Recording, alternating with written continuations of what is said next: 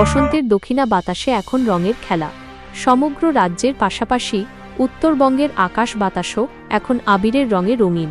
জলপাইগুড়ি জেলার মালবাজার মহকুমা জুড়ে আজ শুধুই উৎসবের উদ্দীপনা। মঙ্গলবার সকাল থেকেই মালবাজার শহর এবং ওদলাবাড়ি এলাকায় ধরা পড়েছে উৎসবের সেই চেনা আমেজ। বসন্তের এই উৎসবে মেতে উঠেছে ৮ থেকে ৮০ সব বয়সের মানুষ। একে অপরকে আবির মাখিয়ে শুভেচ্ছা বিনিময় ব্যস্ত ডুয়ার্সবাসী। ওদলাবাড়ির নিত্যবিনা নৃত্যাঙ্গন এর উদ্যোগে সকালে আয়োজিত হয়েছিল এক বর্ণাঢ্য প্রভাত ফেরি। এরপর বিধানপল্লী ফুটবল ময়দানে চলে নাচ গানের আসর। পিছিয়ে নেই মালবাজারও।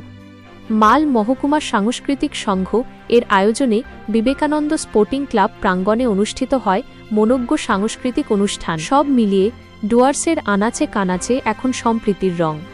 রঙের এই উৎসবে মেতে উঠেছে আপামর মালবাজার ও ওদলাবাড়িবাসী।